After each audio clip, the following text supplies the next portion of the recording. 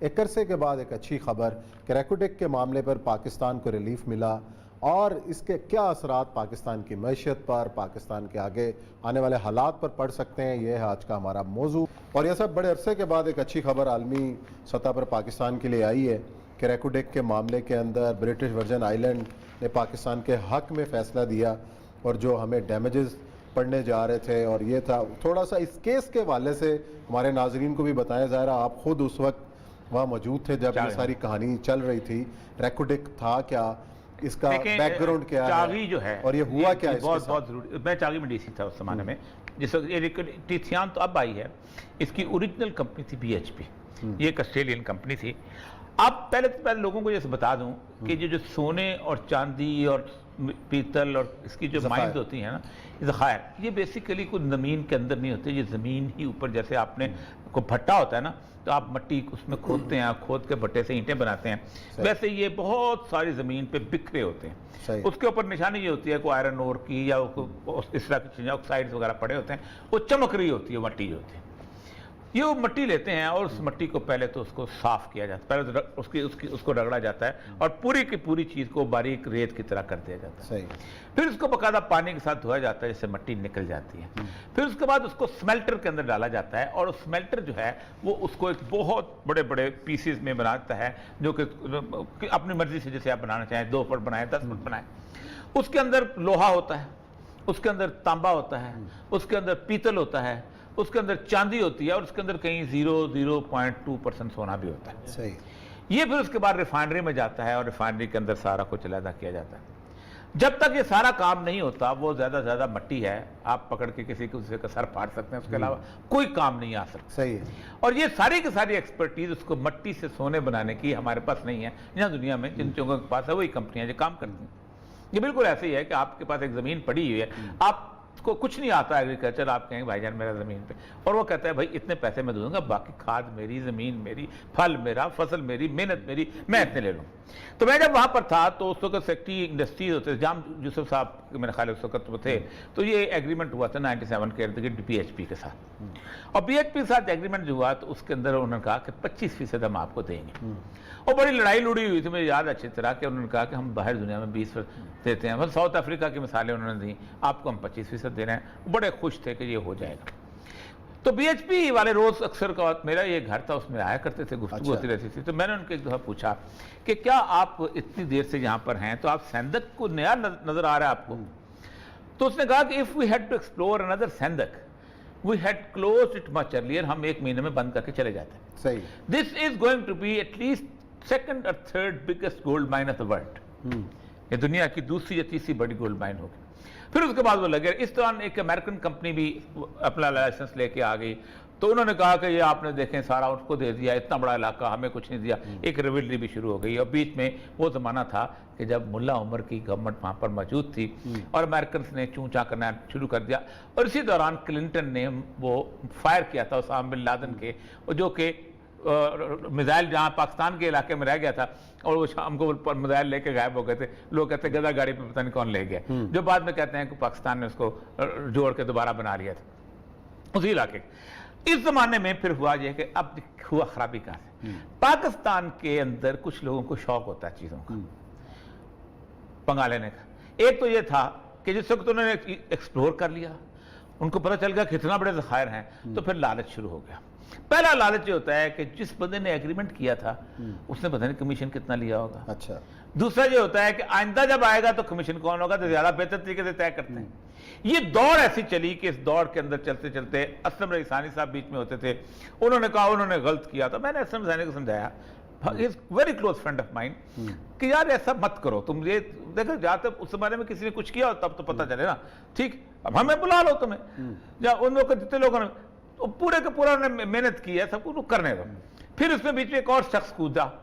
اس کا نام تھا سمر مبارک مان۔ اچھا۔ اس نے کہا ہم بھی کرنے کو، ہم بھی، وہ تو کئی جگہ کودے تھے، سائی وال کول پاور۔ ایک اور شخص کودا، اس کا نام تھا جسٹس افتخار احمد چودھری۔ اچھا۔ ان کو بھی ایک شوق تھا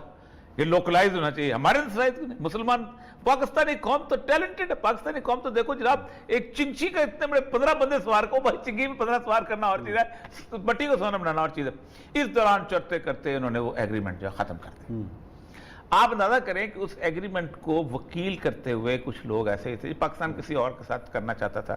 تو انہوں نے آ کے باقاعدہ آفر کی، دیکھو بات سنو، ہم تمہارے ساتھ ایگریمنٹ دوبارہ ریوائز کر لیتے ہیں، لیکن ان کو چڑی ہوئی سی پتہ نہیں ہمارے پاس، ہمیں یہی کہا تھا سونا ہے، ہم سونا، اور بھائی سونا جب تک کوئی اس کو ڈھالے کا نہیں مٹی کو، تو تمہاری لیے مٹی ہے، صحیح، تم اس کو بیشک استنجا کرو یا اس کو سر پہ مارو، کچھ فرق نہیں پڑتا۔ اس دوران کرتے کرتے انہوں نے کیس جیت لیا اس کمپنی پھر نیگوسیشن بھی انہوں نے کی آئندہ سے کہ یار بات سنو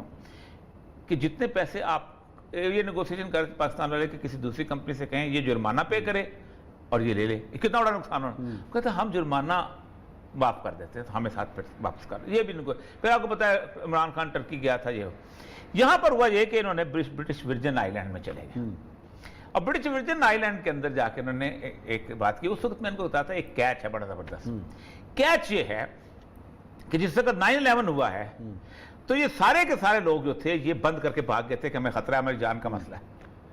اور انہوں نے کہا تھا یہ ایسی کہ تیسی فلاں ہے، یہ امیرکنز نے ان کو ڈرایا تھا، ڈرا کے یہ بھاگ گئے تھے، اور ایک اور انہوں نے کہا تھا کہ وہاں نارکوٹکس بھی آتے ہیں، فلاں بھی آتا ہے، یہ بھی ہوتا ہے، پاک ہماری جان کو، اور مدت تو یہ بند رہا ہے ان کا کام جو تھا کہ جو جنگ ہو رہی، تو یہ بھی ایک کیچ اس کے اندر تھا۔ دوسری چیز یہ ہے کہ انہوں نے برٹش ورجن آئی لینڈ سے کہا، انہوں نے پہلے تو گئے، اس کے ایک کوٹ ہے کو centre for the settlement of the investment of disputes, یہ اس کے بعد چلے گئے، اب یہ گئے اس کے بعد کہ یہ ہم نے فیصلہ لے لیا ہے، اب انہوں نے ایک گندا کام کرنا شروع کیا کہ جناب پاکستان کے جو ایسٹس ہیں نا پاکستان دنیا میں پی آئی اے کے، ان کو ہم پکڑ لیں۔ اچھا چلیں اب ایک منٹ مکمل کر پھر بادشاہ سے بات کرتے ہیں، آخری صرف آخری، اب ہر دنیا کے اندر گورنمنٹ جو ہوتی ہے نا وہ ایک ساورن گارنٹی ہوتی ہے، صحیح، آج اگر پاکستان کا ایسٹ پکڑے جائیں گے نا تو کل امریکہ کا ایسٹ بھی پکڑا جا سکتا ہے، کیونکہ یہ آئی ایم ایف پیسے کیوں رکھتی ہے ساورن گارنٹی کی وجہ سے، انہوں نے اس سے بڑا زبردست ڈیسیژن لیا۔ عبد الباسط صاحب جہاں موجود ہیں، جی عبد الباسط صاحب ہیں، سابق سفارتکار ہیں اور بڑی گہری نظر رکھتے ہیں، ان سے پوچھتے ہیں کتنی بڑی پیش رفت ہے باسط صاحب یہ والی ریکوڈیک والی، پاکستان کو کتنا بڑا ریلیف ملا ہے؟ نہیں، میرے خیال میں جہاں فائنینشیل ریلیف ہے ہمارے جو خاص طور پہ ڈسکرائب ہوٹل پیرس میں اور روزویلٹ ہوٹل نیو یارک میں، یہ ایک بہت بڑا ریلیف ہے نو ڈاؤٹ۔ اس کے علاوہ میں سمجھتا ہوں کہ پاکستان کا جو امیج ہے اس میں بھی تھوڑا بہت اس کی ریفربشنگ ہوئی ہے، ان دا سینس کہ پہلے بھی ہم نے بہت سے معاملات میں دیکھا کہ جہاں براڈ شیٹ کیس میں آپ لے لیجئے، وہاں ہماری سکی ہوئی کہ ہم چیزوں کو صحیح ہینڈل نہیں کرتے، اور یہاں بھی اس حوالے سے بھی یہ معاملہ تھا، تو میرے خیال میں بہت ہی ایک احسن چیز ہوئی ہے، اور ہم امید کرتے ہیں کہ آئندہ مستقبل میں اس قسم کی چیزیں نہیں ہوں گی، اور پاکستان کو جو اس قسم کے امیج کے پرابلمز اور فائنینشیل ایشو ہو جاتے ہیں یہ نہیں ہوں گے۔ ہر ادارہ اپنے اپنے طور پہ صحیح معنوں میں کام کرے گا، اور جو ہمارا ایک انٹرفیئرنس کا کلچر بس گیا ہے اس سے کم از کم ہماری جان چھوٹے گی۔ اچھا بات صاحب، آپ اصل تو جس معاملے کے لیے برائے جو ریکارڈنگ ساتھ آج آ گیا تو اس سے ڈسکس کر لیں، آپ ظاہر بات انٹرنیشنل لیول پہ ان چیزوں کو دیکھتے رہے ہیں۔ پاکستان جو ہے اس وقت کراس روڈز پہ ہے، عجیب و غریب قسم کے، اب نہ 2001 ہے، یہ 2021 آ چکا ہوا ہے، اور اس وقت وڈرال کی صورتحال جو ہو رہی ہے اس میں کل سے ایک عجیب و غریب سا معاملہ شروع ہوا ہوا ہے 2-3 دن سے، اور پھر شاہ محمود قریشی صاحب نے بڑی دبنگ طریقے سے کہا ہم نہیں اڈے دیں گے۔ ہم نے شاہ محمود قریشی صاحب کو اس زمانے میں دیکھا ہوا ہے ہلیری کلنٹن کے ساتھ، جس طرح ان کی خاص لہجہ ہوتا تھا بالکل مختلف، اور جس طرح ہم کرتے، مسئلہ یہ ہے کہ ایک چائنیز پریس میں ایک بات چل رہی ہے کہ یہ جو بات کی ہے یہ کی ہے انڈو پیسیفک ریجن کے ایک اس بندے نے اسسٹنٹ سیکرٹری نے کمیٹی کے سامنے سینٹ کی، اس کا کوئی تعلق نہیں پاکستان افغانستان کے ساتھ، وہ اس نے انڈو پیسیفک کے حساب سے کہا کہ ہمیں اڈے ملیں گے۔ چائنا کا پریس یہ کہہ رہا ہے کہ اگر پاکستان نے اڈے دیے تو اس کا مطلب یہ ہے کہ پاکستان جو ہے یہ کویت کو سپورٹ کرے گا، اس کا مطلب یہ ہے کہ سم تھنگ ویری فشی۔ دیکھیے تھوڑا سا ان چیزوں کو ان کے کانٹیکسٹ میں لینا بہت ضروری ہے۔ ایک تو بالکل آپ نے بجا فرمایا، دنیا بھر میں ایک تبدیلیاں آ رہی ہیں، ہم دیکھ رہے ہیں کہ چائنا امریکہ ایک قسم کی میں سمجھتا ہوں کہ کنفرنٹیشن تو ہے لیکن بینائن کنفرنٹیشن کی طرف بھی جا رہے ہیں، کیونکہ انٹر ڈیپینڈنس بھی ہے، وہ کولڈ وار والا زمانہ نہیں ہے کہ آئرن کرٹن ہو چرچل والا، لیکن انٹر ڈیپینڈنس بھی ہے، ساتھ کمپٹیشن کنفرنٹیشن بھی چلے گی، اس کے بعد ہم یہ بھی دیکھ رہے ہیں کہ امریکہ بہرحال اس کے اس خطے میں بہت گہرے انٹرسٹ ہیں، اور میرا تو ہمیشہ سے یہی خیال رہا ہے کہ امریکہ اس خطے کو چھوڑ کے جا نہیں سکتا۔ اگر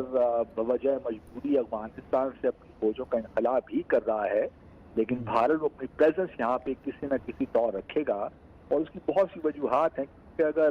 پریزیڈنٹ بائیڈن نے یہ کہا اور اس سے پہلے پریزیڈنٹ ٹرمپ نے بھی یہی کہا کہ امریکہ کے لیے جو سب سے بڑے دو خطرات ہیں وہ چین اور رشیا ہیں، دہشت گردی نہیں ہے، تو وہ کس طرح ممکن ہے کہ وہ اس خطے سے بالکل یہاں سے چلا جائے؟ تو انہوں نے اپنی پریزنس کو رکھنی ہے۔ اب پریزنس کے لیے افغانستان ہی بھارت ان کے لیے افغانستان تک تعلق ہے، میں آپ اسے کسی حد تک اتفاق شاید کریں، میرا اپنا خیال یہی ہے کہ افغانستان میں کوئی بھی مصالحتی